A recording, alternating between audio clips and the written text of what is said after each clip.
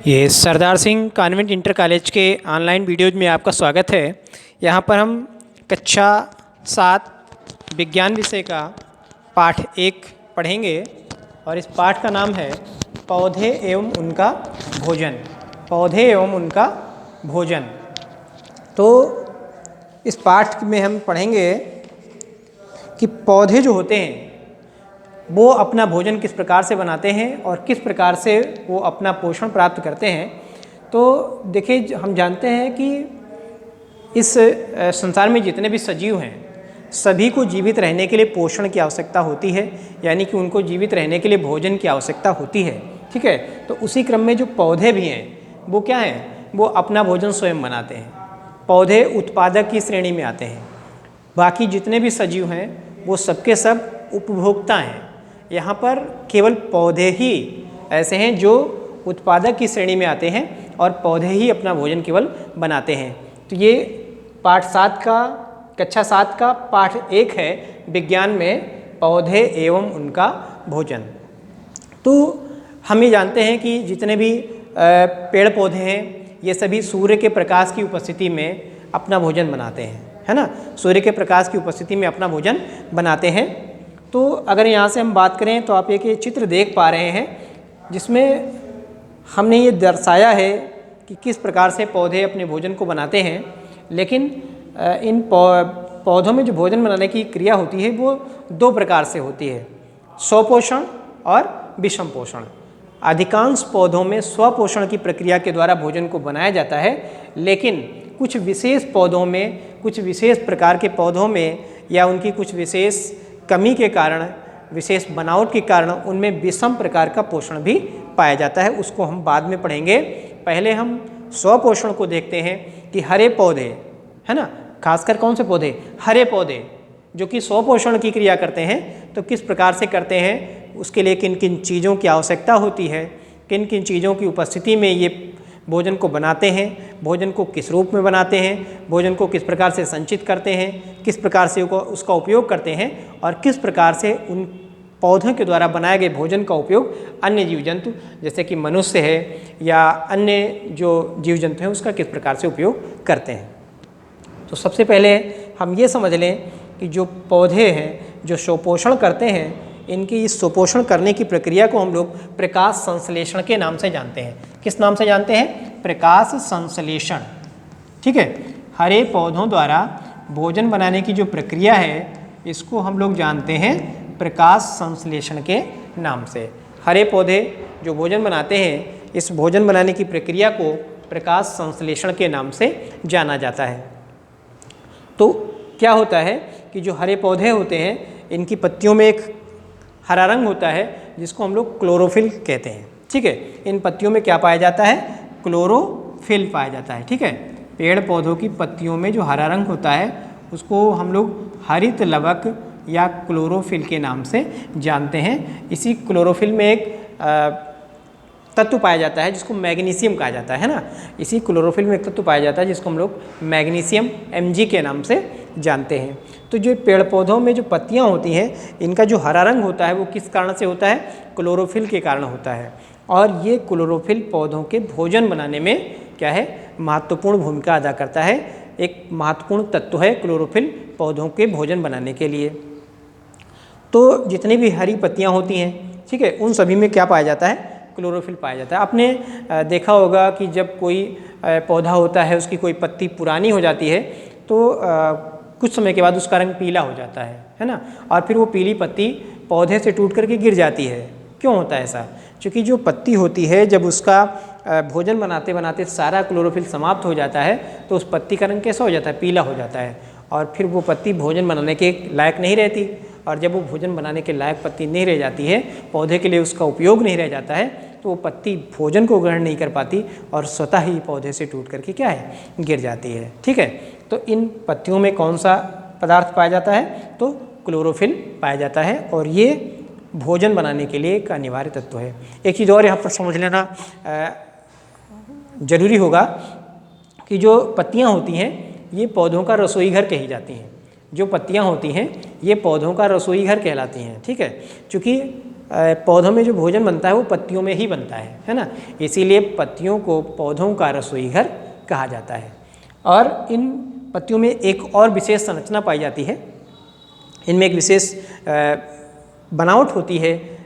आपने देखा होगा कि कोई भी पत्ती हो तो उसका जो ऊपरी सिरा होता है, जो धूप की ओर होता है, वो क्या होता है, वो सरफेस चिकना होता है पत्ती का, और इसकी जो पत्ती का निचला सिरा होता है वो खुरदरा होता है। तो क्या आपने सोचा कि ऐसा क्यों होता है? क्या आपने कभी ये सोचने का प्रयास किया कि जो पत्ती का ऊपरी सिरा है वो चिकना और पत्ती का निचला सिरा खुरदरा क्यों होता है? कहीं ना कहीं इसका संबंध पौधों के भोजन बनाने से है ना।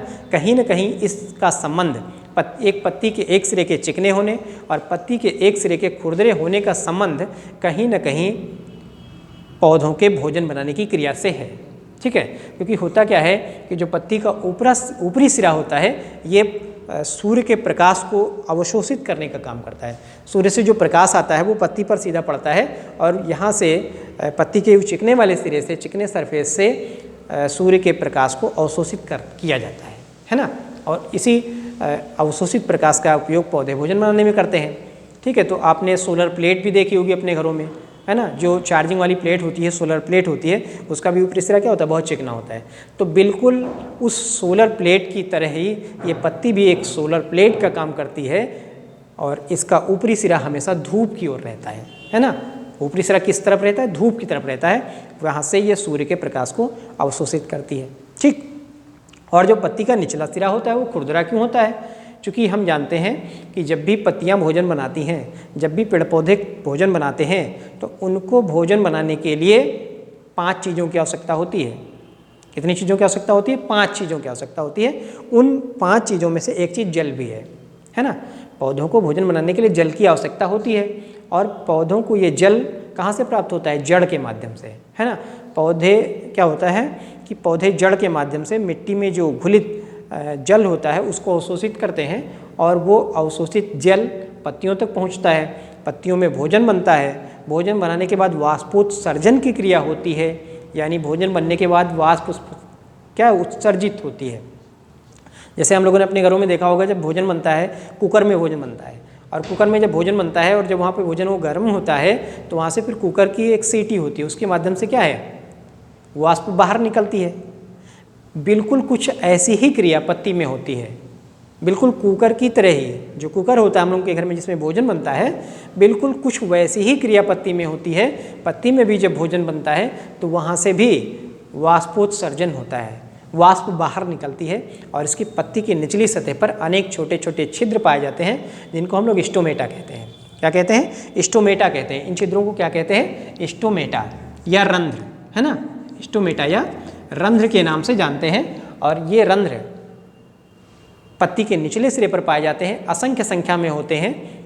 तो उन्हीं छिद्रों के कारण ही पत्ती का निचला सिरा क्या होता है, खुरदरा होता है। क्योंकि इन रंध्र की सतह पर वाल्व पाए जाते हैं जो इस पत्ती के छिद्र को बंद कर सकते हैं या खोल सकते हैं।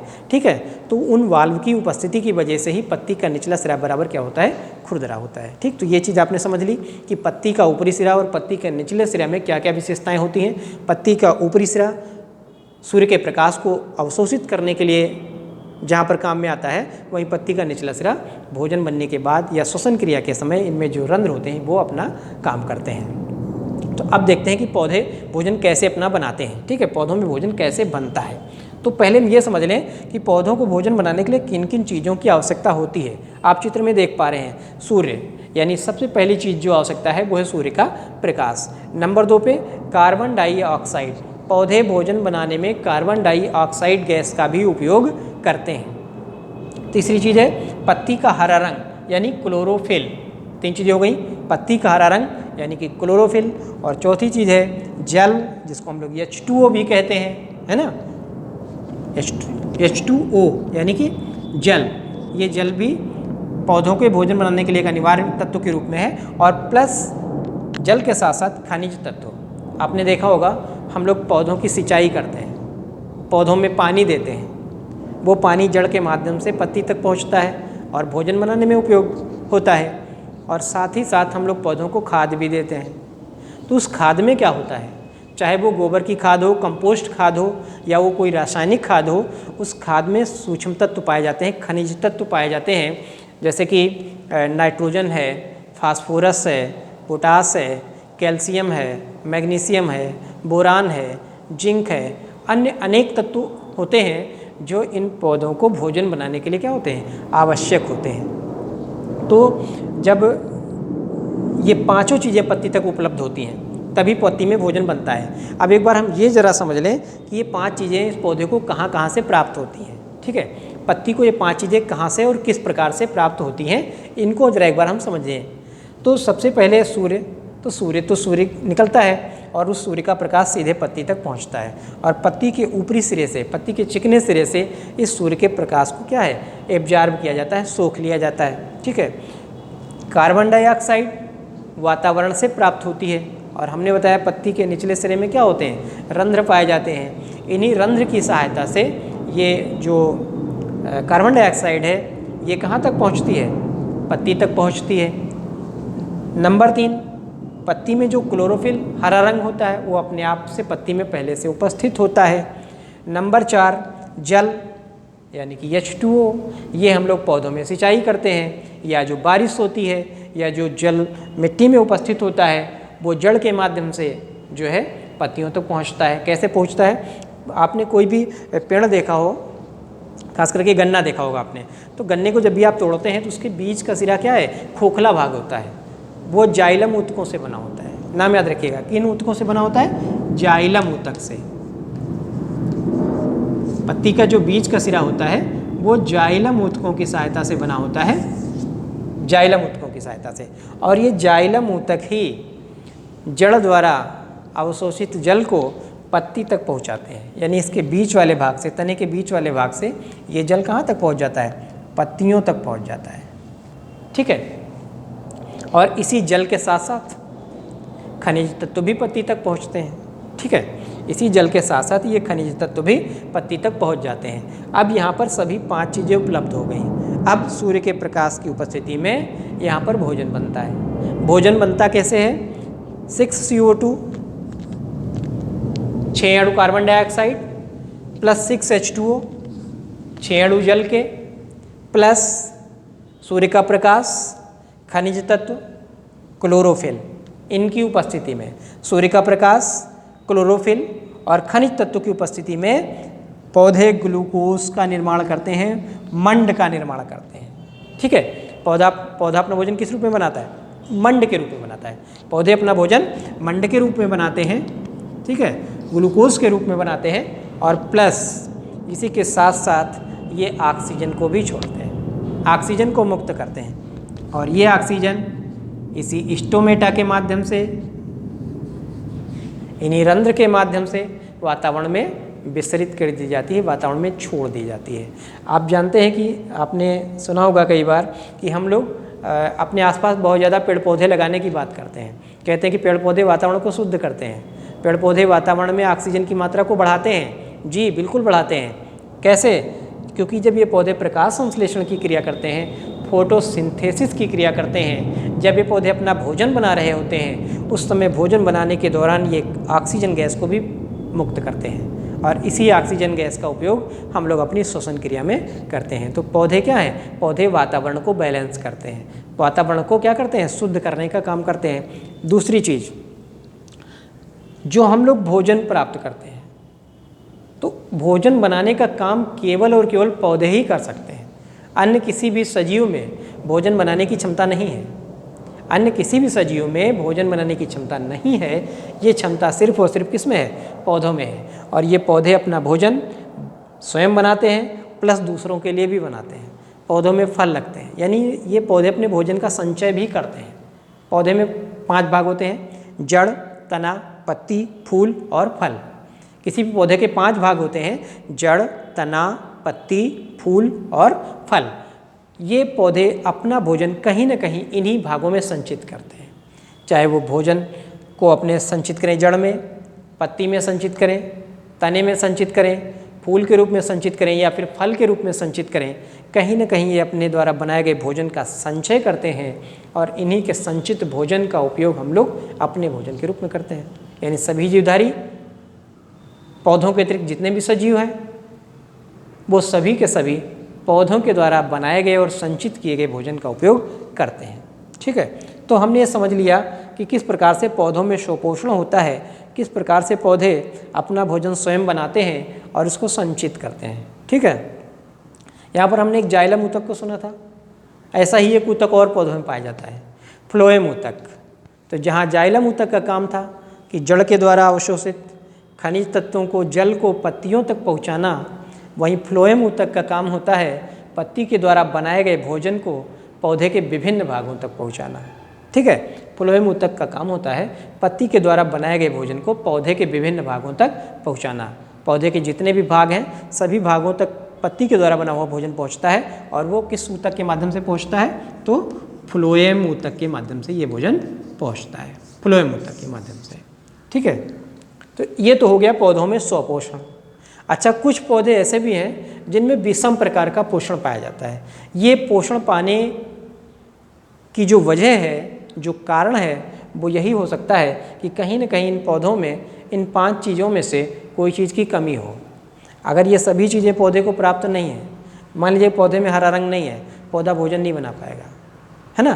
तो इस प्रकार से अगर कोई न कोई कमी पौधे में है तो वो पौधे फिर एक विषम प्रकार का पोषण करते हैं। इस प्रकार के पौधों की संख्या बहुत कम है, इस प्रकार के पौधों की संख्या बहुत कम है। अधिकांश पौधे स्वपोषण करते हैं, अपना भोजन स्वयं बनाते हैं। कुछ पौधे ही ऐसे होते हैं जो क्या है, विषम पोषण पर आधारित होते हैं। उसमें से कुछ 4 कैटेगरी हमने यहाँ पर लिखी हैं: परजीवी पौधे, मृतोपजीवी पौधे, सहजीवी पौधे, और ये परजीवी 2 बार हो गया है यहाँ पर। ठीक है, परजीवी पौधे, मृतोपजीवी पौधे, सहजीवी पौधे, और जो चौथा प्रकार है वो है कीटभक्षी पौधे। कैसे? कीटभक्षी पौधे। ठीक है, इनको भी जरा समझ लेते हैं हम कि क्या होते हैं और किस प्रकार से अपना पोषण प्राप्त करते हैं। तो पहले प्रकार के जो पौधे हैं परजीवी पौधे। तो कुछ पौधे ऐसे होते हैं जो दूसरे पौधों पर आश्रित रहते हैं। ये आश्रित होना उनकी कोई कमी या उनकी कोई समस्या भी हो सकती है। जैसे कि एक पौधा आपने सुना होगा अमरबेल का होता है, उसमें जड़ नहीं पाई जाती, पत्तियां नहीं पाई जाती हैं। जब जड़ नहीं होगी, पत्तियां नहीं होगी तो भोजन कैसे बनाएगा? नहीं बना सकता ना। तो फिर वो दूसरे पौधों पर आश्रित रहता है। आपने देखा होगा कि जो अमरबेल होती है वो दूसरे पौधों पर फैलती है। एक बेल है वो दूसरे पौधों पर फैलती है और उस पौधे में चूसक जड़ें गड़ा देती है और उस पौधे के द्वारा बनाए गए भोजन का उपयोग करती है। यानी कि ये एक प्रकार का परजीवी पौधा होता है जो दूसरे पौधों पर आश्रित रहता है। स्वयं भोजन बनाने की क्षमता इसमें नहीं होती और ये दूसरे पौधे के द्वारा बनाए गए भोजन का उपयोग करते हैं। और इस प्रकार के पौधों को हम लोग परजीवी पौधे कहते हैं, जिससे आपने अमरबेल का नाम सुना होगा, देखा भी होगा कि इस प्रकार का पौधा दूसरे पौधों पर फैलता है। दूसरी जो प्रकार के पौधे हैं वो मृतोपजीवी पौधे हैं। आपने कुछ पौधे ऐसे देखे होंगे जो सड़े गले चीज़ों पर उगते हैं, जीव जंतुओं के सड़े गले अवशेषों पर उगते हैं। होते तो पौधे हैं लेकिन उनमें हरा रंग नहीं होता। जैसे कि कुकुरमुत्ता है, मशरूम है, मशरूम को सब्जी के रूप में भी उपयोग किया जाता है ना। तो ये मशरूम हो गया, कुकुरमुत्ता हो गया, फफूंद हो गया, ये इस प्रकार के पौधे हैं जिनमें अपना स्वयं का हरा रंग नहीं होता। जब इनमें हरा रंग नहीं होता तो ये भोजन नहीं बना सकते। तो ये मृत सड़े गले पदार्थों से अपना भोजन प्राप्त करते हैं, उन पर आश्रित रहते हैं, इसलिए इनका नाम क्या रखा गया? मृतोपजीवी। क्या नाम रखा गया? मृतोपजीवी। मृतों पर जीवित रहने वाले, है ना, मृत पदार्थों पर जीवित रहने वाले, वो क्या हो गए? मृतोपजीवी। ठीक है। और जो तीसरा प्रकार है यह है सहजीवी। नाम से ही स्पष्ट है, सहजीवी, यानी इसमें 2 जीव एक साथ होंगे और एक दूसरे पर आश्रित रह करके जीवन यापन करते होंगे। नाम से ही पता चल रहा है। तो जी बिल्कुल ऐसा ही है। इसमें 2 प्रकार के हम जीव होते हैं, एक होता है कवक और दूसरा होता है शैवाल। एक होता है कवक और दूसरा होता है शैवाल। ठीक है। तो कवक में क्या होता है? कवक में हरा रंग नहीं पाया जाता है, जड़ पाई जाती है। कवक में हरा रंग नहीं होता, जड़ पाई जाती है। जबकि कुछ शैवाल ऐसे होते हैं जिनमें हरा रंग तो होता है लेकिन जड़ नहीं पाई जाती। अब क्या होता है कि ये दोनों साझा कर लेते हैं, ये कवक और शैवाल साझा कर लेते हैं। कवक कहता है ठीक है हमारी जड़ है, हम जड़ से जल और खनिज तत्वों को सोख लेंगे। तो शैवाल कहता है ठीक है, हमारे पास हरा रंग है, हम सूर्य के प्रकाश में और कार्बन डाइऑक्साइड को लेकर के भोजन बना लेंगे। अब जल और खनिज तत्वों की पूर्ति कौन करता है? कवक करता है। जल और खनिज तत्वों की पूर्ति कवक करता है। शैवाल क्या है? शैवाल के पास अपना हरा रंग होता है और ये क्लोरोफिल होता है, कार्बन डाइऑक्साइड को वातावरण से लेकर के सूर्य के प्रकाश की उपस्थिति में भोजन बनाता है। और इस प्रकार इनके द्वारा बने हुए भोजन का उपयोग दोनों करते हैं, कवक भी करता है और शैवाल भी करता है। तो ये एक प्रकार का क्या है? सहजीवन है, एक दूसरे पर आश्रितता है, इसीलिए इसको सहजीवी जीवन के अंतर्गत देखा जाता है। तीसरा है कीटभक्षी पौधे। क्या आपने कभी सुना कि कीटभक्षी पौधे? कुछ पौधे ऐसे भी जो छोटे छोटे कीटों का भक्षण करते हैं, नहीं सुना होगा आपने, सुन लीजिए। बहुत सारे जीव जंतु होते हैं जो तो छोटे छोटे कीड़ों को खाते हैं। मेढक छोटे छोटे कीड़ों को खाता है, बहुत सारे पक्षी छोटे छोटे कीड़ों को खाते हैं, लेकिन कुछ पौधे भी ऐसे होते हैं जो छोटे छोटे कीड़ों को खा लेते हैं। जी बिल्कुल, आज समझ लीजिए, कुछ पौधे भी ऐसे होते हैं जो छोटे छोटे कीड़ों को खा लेते हैं। कैसे खा लेते हैं आप जरा समझिए। एक पौधा होता है घटपर्णी। क्या नाम है? घटपर्णी। पौधे का नाम याद रखिएगा, घटपर्णी। घट माने घड़ा, पर्णी माने पत्ती। घट माने घड़ा, घट माने घड़ा, पर्णी माने पत्ती। जिसकी पत्ती घड़े के समान होती है, जिसकी पत्ती घड़े के समान होती है और उस पत्ती का कुछ भाग ऊपर ढक्कन के रूप में होता है। उस पत्ती से विशेष प्रकार की स्मेल आती है, विशेष प्रकार की गंध आती है। जब भी कोई सूक्ष्मजीव उस गंध के चक्कर में उस पत्ती के अंदर जाता है, पत्ती का ढक्कन बंद हो जाता है, वो कीट उसी पत्ती के अंदर बंद हो जाता है और उस कीट को वहीं पर पचा लिया जाता है पौधे के द्वारा, और चूसकों के माध्यम से उसके शरीर से जो पोषक तत्व होते हैं उनको अवशोषित कर लिया जाता है और इस प्रकार से पौधों को क्या है? पोषक तत्वों की प्राप्ति हो जाती है। ठीक है, तो इस प्रकार के पौधे कीटभक्षी पौधे कहलाते हैं। ऐसे ही यूट्रिकुलेरिया है, वो भी एक प्रकार का क्या है? कीटभक्षी पौधा है। तो इस पाठ को आप लोग क्या है कि अपनी किताब से 1 से 2 बार पढ़ेंगे, इस वीडियो को देखेंगे 1 से 2 बार, और आप लोग इस पाठ को समझने का क्या है? पूरा का पूरा प्रयास करेंगे। ठीक है, और अगले वीडियो में हम इस पाठ के जो प्रश्नोत्तर हैं वो भी आपको हम समझा देंगे, लिखवा देंगे, और उन प्रश्नोत्तरों को भी आप लोग क्या है? लिख लीजिएगा और समझिएगा।